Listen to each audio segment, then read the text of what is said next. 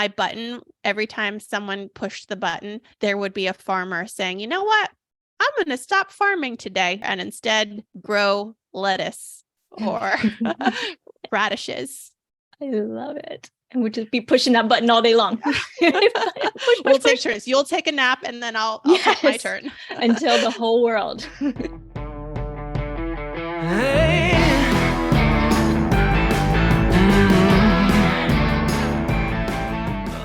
Toni, I'm so thrilled to have you here today.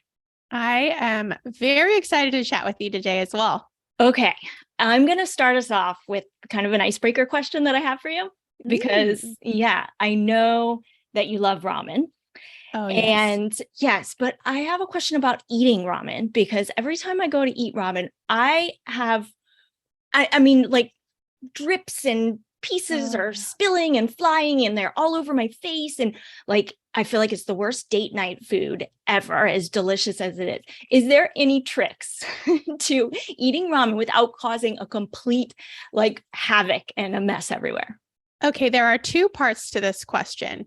As you and your listeners may know, I am part Japanese, and I also have something that is called misophonia, where I really dislike hearing people eat. I know it's so out of my control. My poor husband, my poor family. I'm like, can you please stop chewing so loudly? Can you please close your mouth?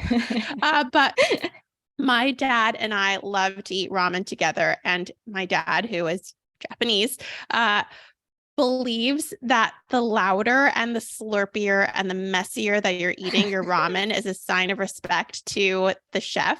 And so he's like all of the slurp noises and it's like splashing me in the face. And meanwhile, I'm like, okay, so that's how my dad eats ramen. And that's how a lot of people think, is that you are supposed to make those slurp noises and it is a sign of respect.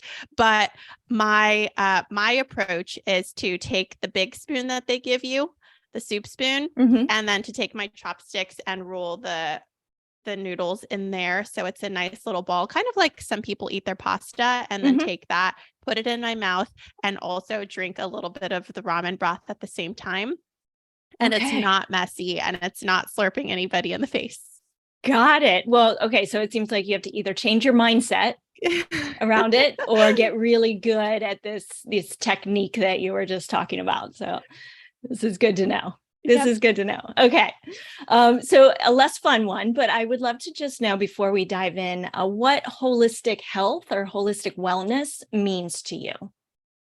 It means thinking about my whole life and not just one aspect of health. So I try to get good sleep. I try not to stress so much. I try to eat well. I try to avoid anything that is going to put me in danger. And so I think about my whole life and how I want it to improve in fitness and wellness and being as stress-free as possible. Got it. Stress is huge, and we're gonna dive into that a little more today. So I'm just, there's so many things I want to discuss with you, Toni. I know you've got your new book out. We're definitely going to get to that. I'd love for you to share kind of your story. I know you've probably shared it a million times at this point, but for our listeners, and I'd like to kind of think about this in terms of the theme of evolution, and specifically evolution of your relationships. And I'm talking about your relationships with money, with food, with purpose, your career. So kind of keeping that in mind as we go through your story, the evolution of your relationships, if that makes sense. Oh, I really appreciate that. And I love that, because all of those things that you mentioned have evolved over time. And the commonality of all of them is that the transition was very slow and very gradual. And I showed myself a lot of patience and grace and was very far from perfect with all of those things that you mentioned. And so we'll start from my food journey.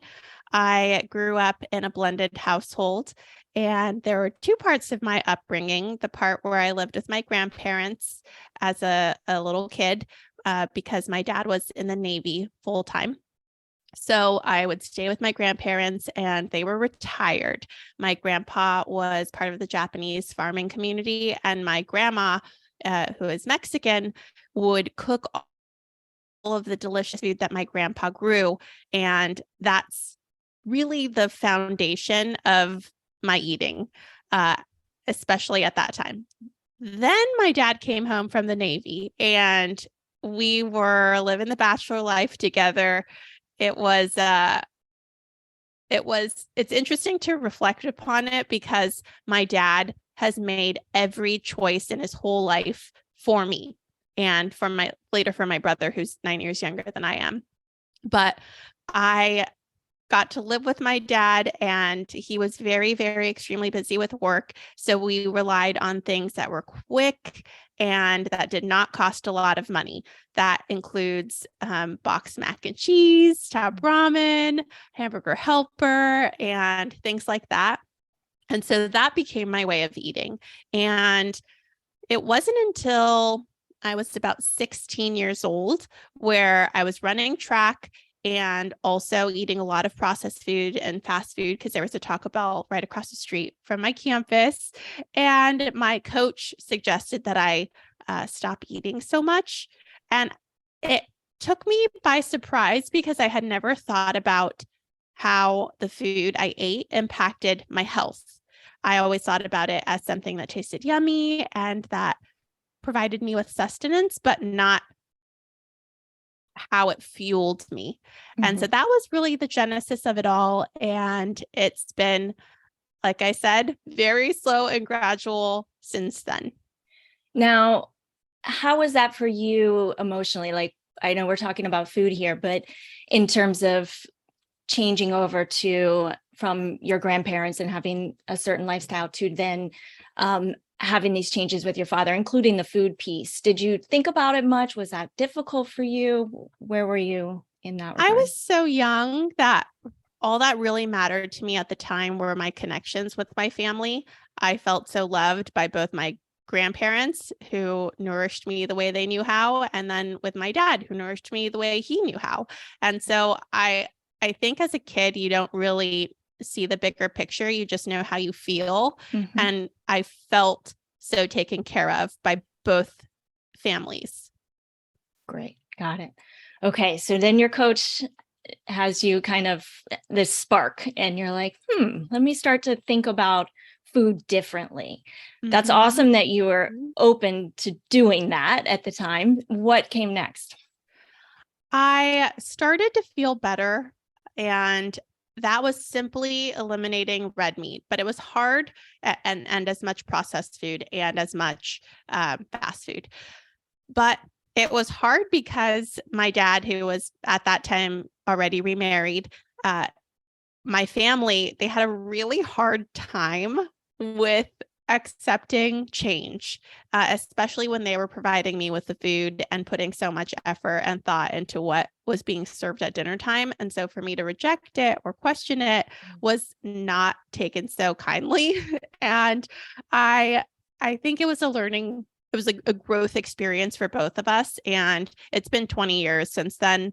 And they have become fully supportive, and there's always something for me to eat there now. But at that time, it was a rough transition. And not only because it's inconvenient and hard for your family to learn something for someone else, like for me, it wasn't something that they took on, but also the cultural aspect is really important to mention, because in my culture, I'll say Mexican culture, there is a lot of affection and celebration, and the food sharing of it all is very special. And that's a lot of other cultures as well, not just Mexican culture.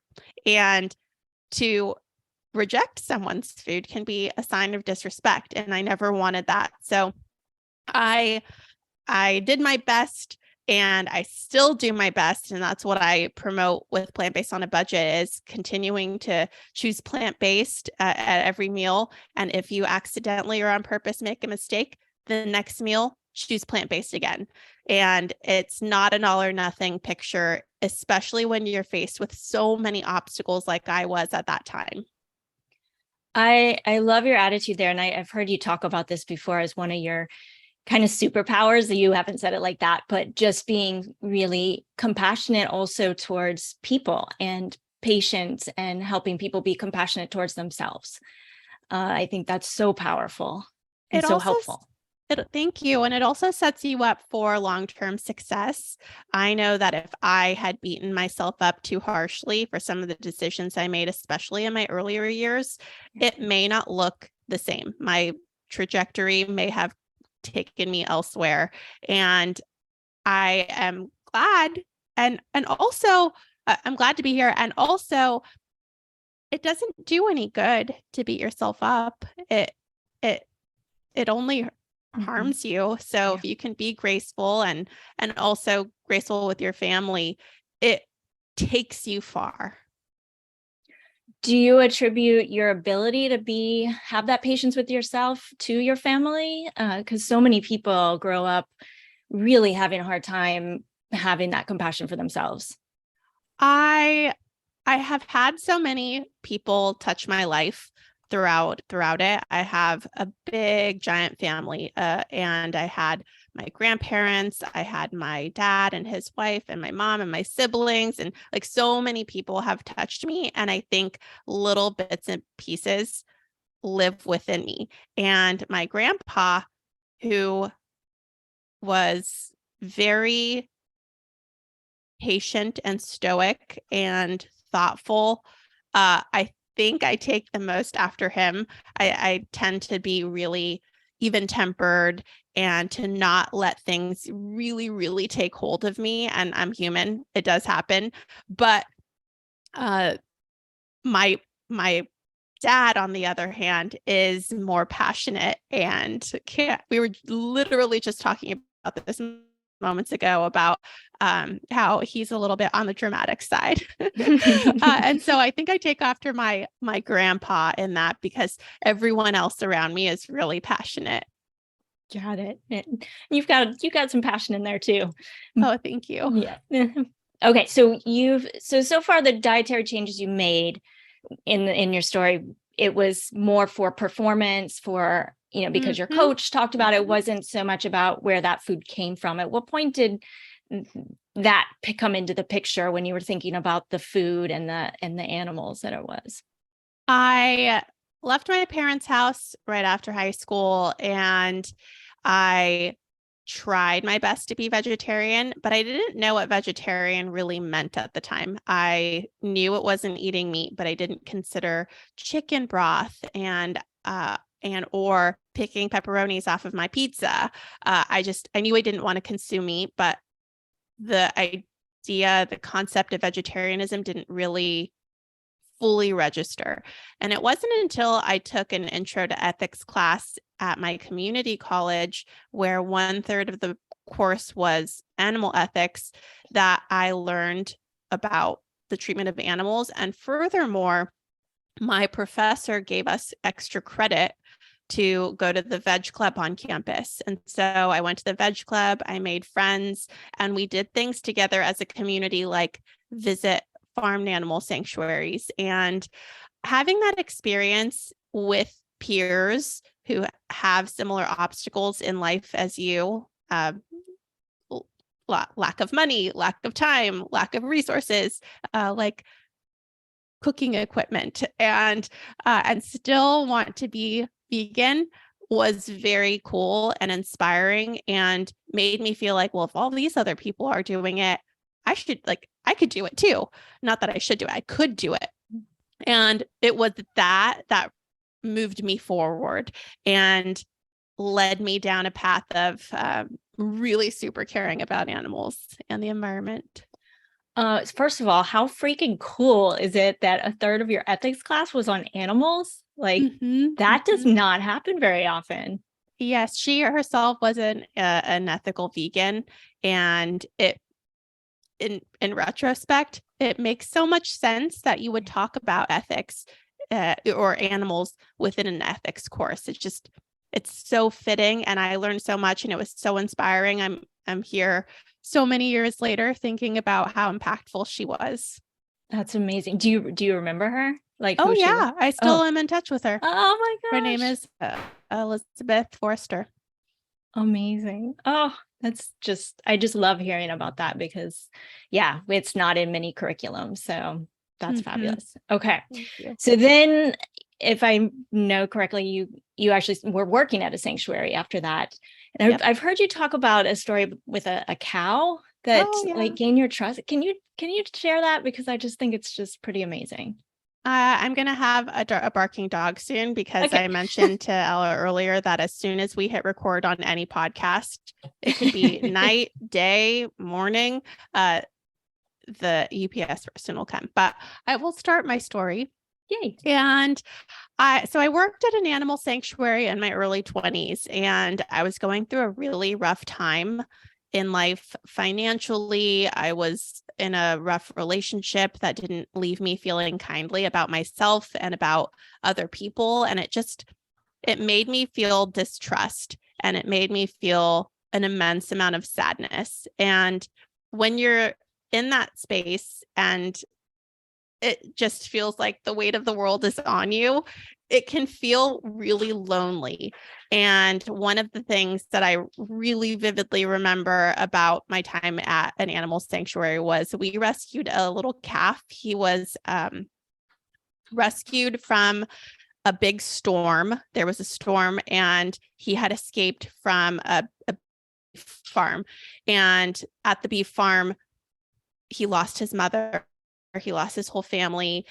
He was found in the middle of the night by, sorry, my dog keeps hitting the door.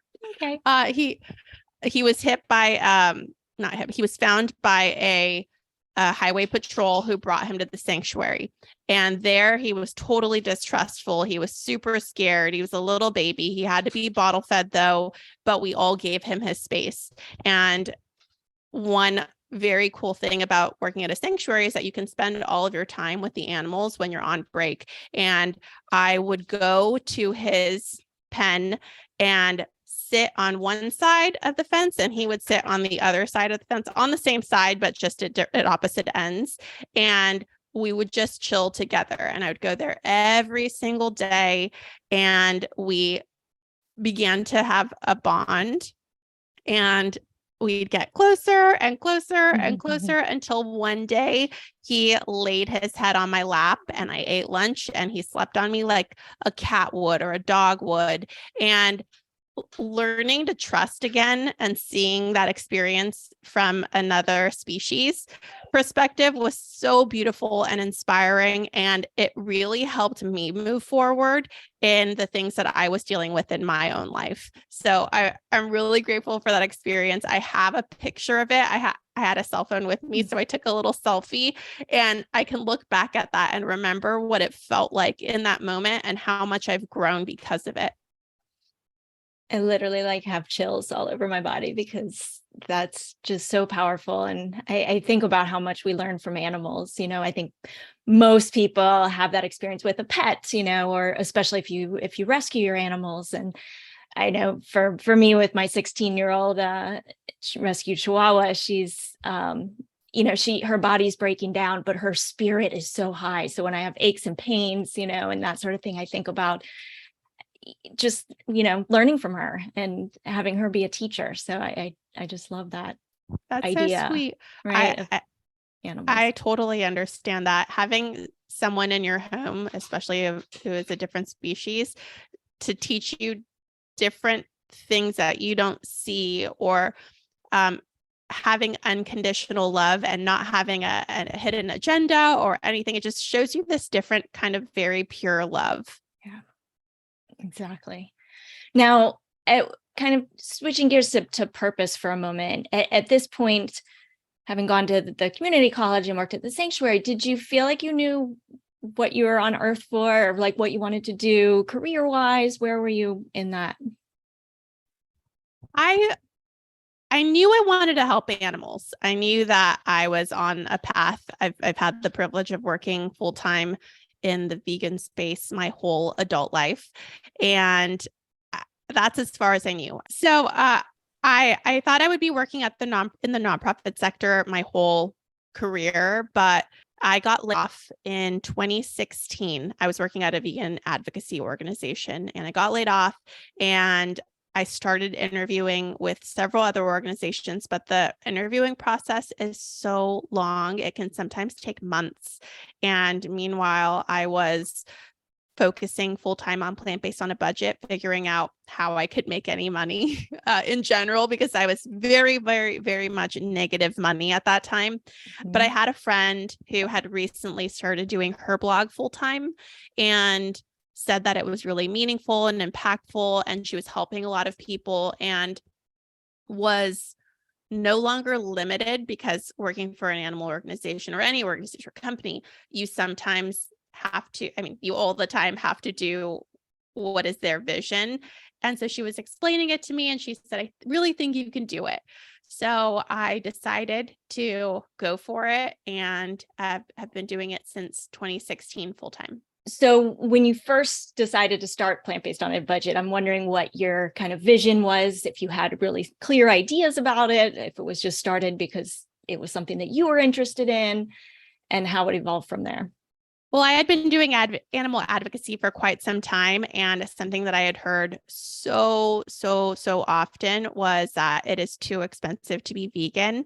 And I was also facing some serious issues within my own family. My family had all kinds of diet-related health issues, including type 2 diabetes with amputations and heart disease with heart attacks. And my grandpa, who helped raise me, died of complications within a triple bypass surgery. And it was just really awful.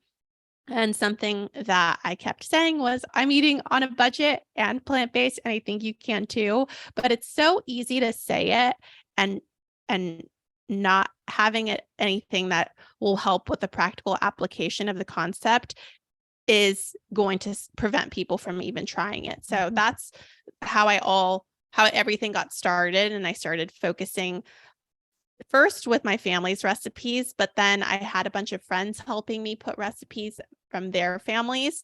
And that was 11 years ago now. So cool.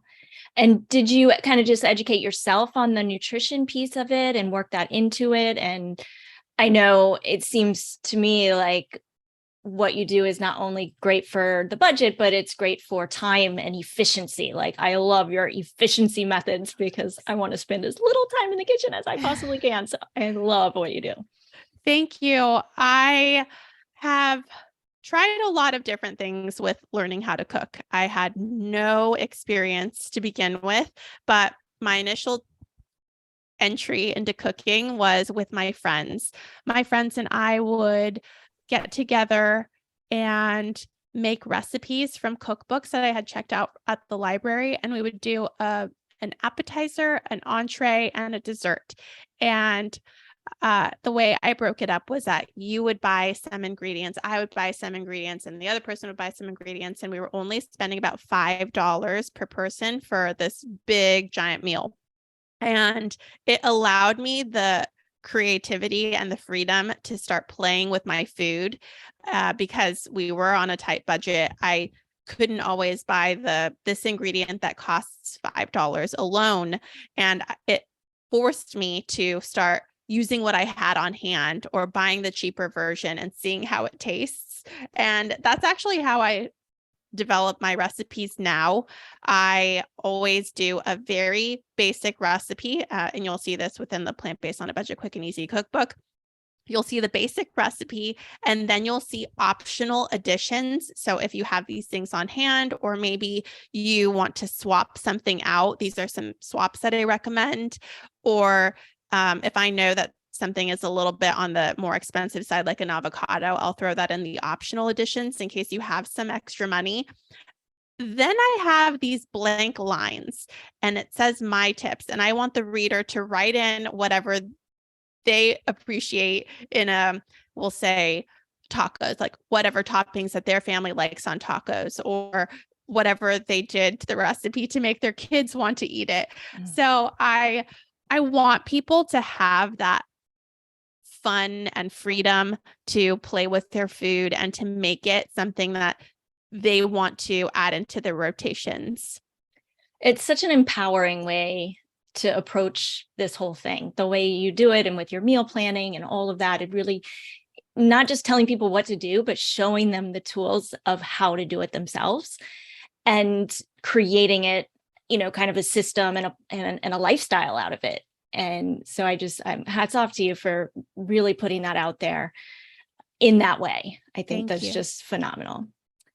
At what point did this turn from like kind of a hustle, try to get this going to holy shit, like I've got a legit business? Was it What the Health that really changed things, or? That was the beginning. That was the I can do this. But I would say the I've done this did not happen until the last couple years, where I was able to bring on a team and think beyond myself and think beyond what I'm doing right now and into the future.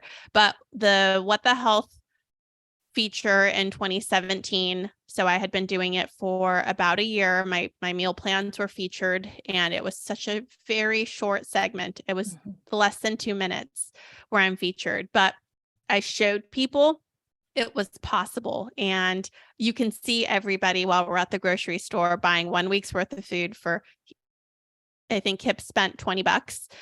Everybody's face, even the cashier, everyone was like, "What? How did you do this?" And there's so much food. So it showed people that it could be done. And from there, I got a lot of interest from people who had watched the documentary and started focusing more on those meal plans. And that was the, okay, I think I'm good. I think we can move forward with this. And I also think it's not something that can only get me by right now, but it's something that I can grow into in the future. If I said, Toni, what is your purpose on earth? How would you describe it? Right now or then? Now. Right now. Oh, it is to help people eat more plant-based meals. And so as your own budget has shifted, how has your own habits shifted in your own cooking, or have they? They have, definitely. I rely on so many quick fixes now that I didn't before. I was all about cooking from scratch because I had at that time more time than money. And so with my first cookbook, Plant-Based on a Budget, you'll see that I'm showing you how to make your own pizza crust. I'm showing you how to make your own beans from dried beans, or cooked beans from dried beans. And everything was done from scratch.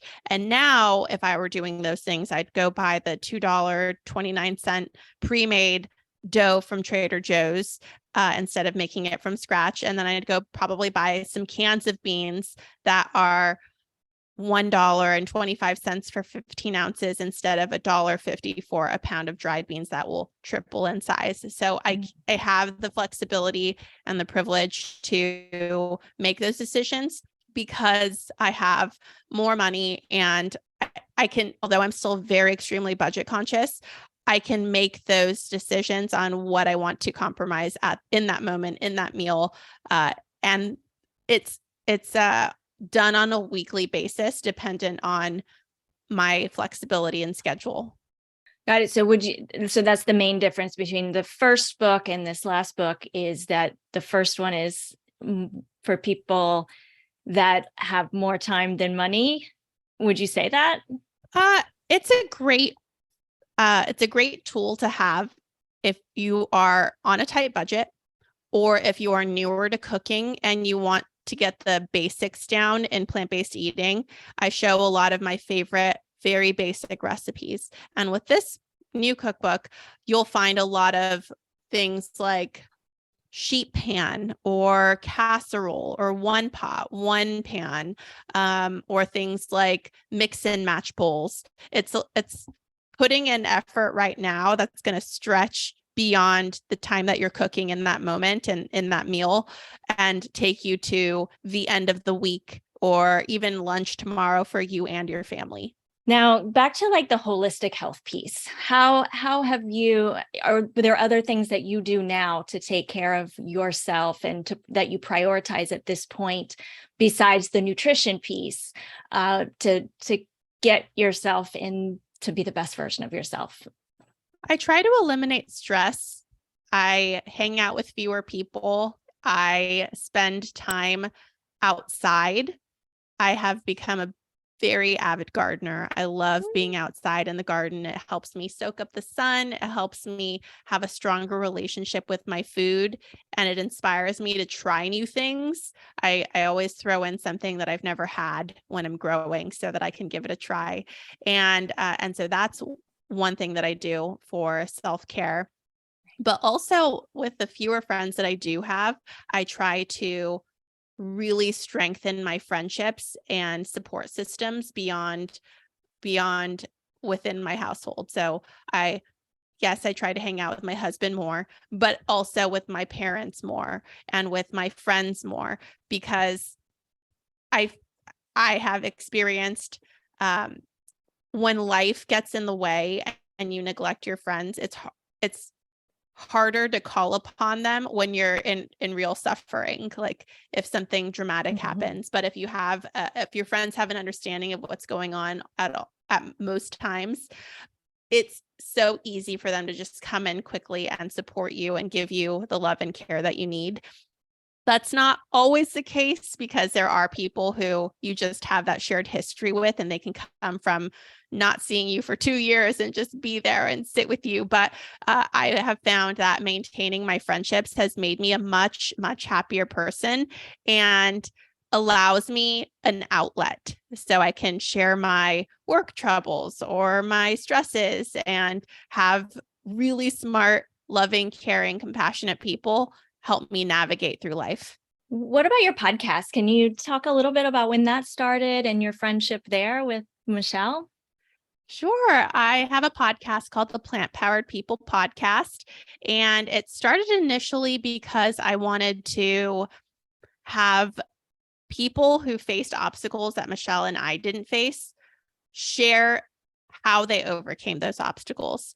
Like, both of us are married to people who are vegan, and we can't really relate to someone who has someone who's a big naysayer within their home to veganism. And so to have someone come on and share how they're able to navigate that trying experience is so helpful, because it's something that is very extremely common. Or maybe your kids aren't on board and they give you a really hard time, or maybe you work at a restaurant that serves meat, or there's just so many challenges that we're faced with on an ongoing basis, and it's nice to have support.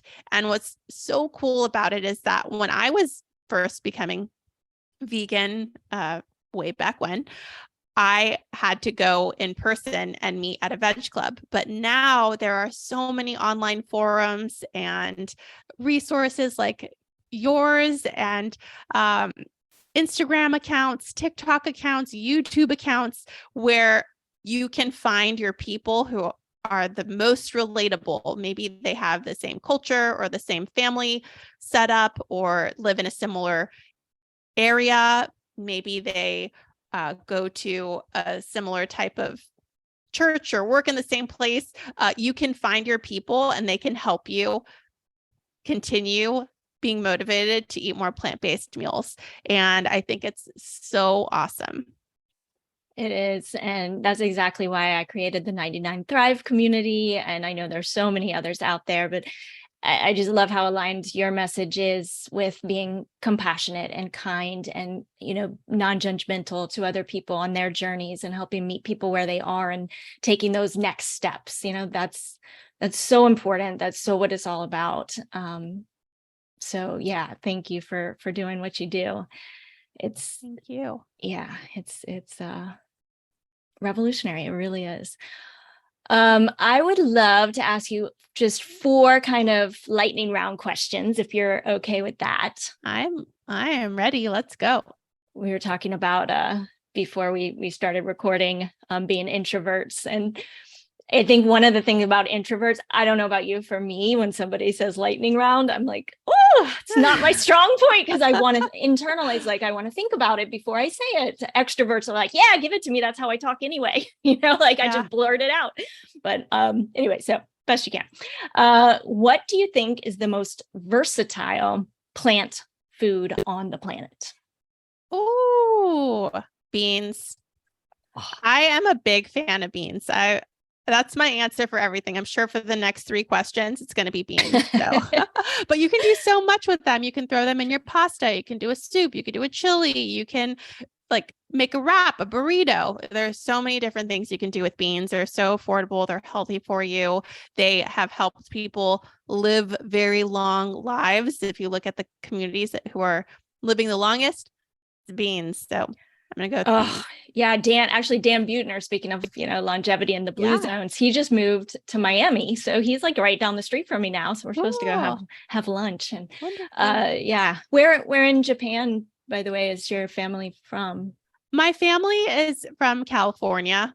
And but my grandpa, so my grandpa, who was Japanese, he was disowned for marrying someone who was not Japanese. She was Mexican. Wow. And so I don't really have a strong cultural tie to my Japanese side, except my grandpa and living with him and appreciating the foods that he cooked. But outside of that, I don't have a strong connection.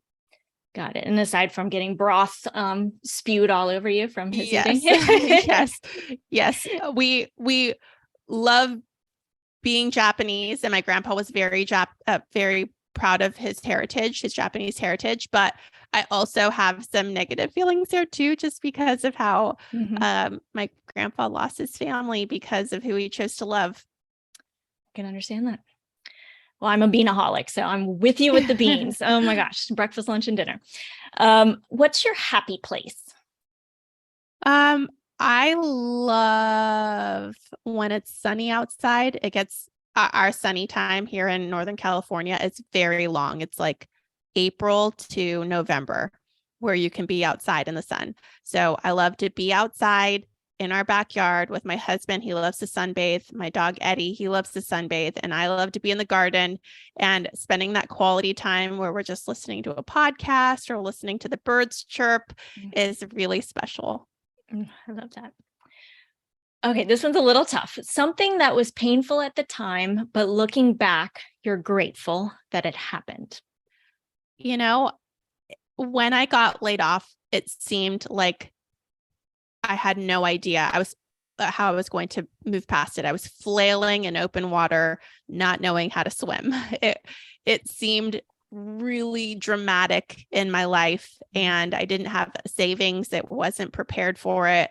I was already in so much debt, so much so that I couldn't even open a credit card or get a loan or anything. So it was a huge deal.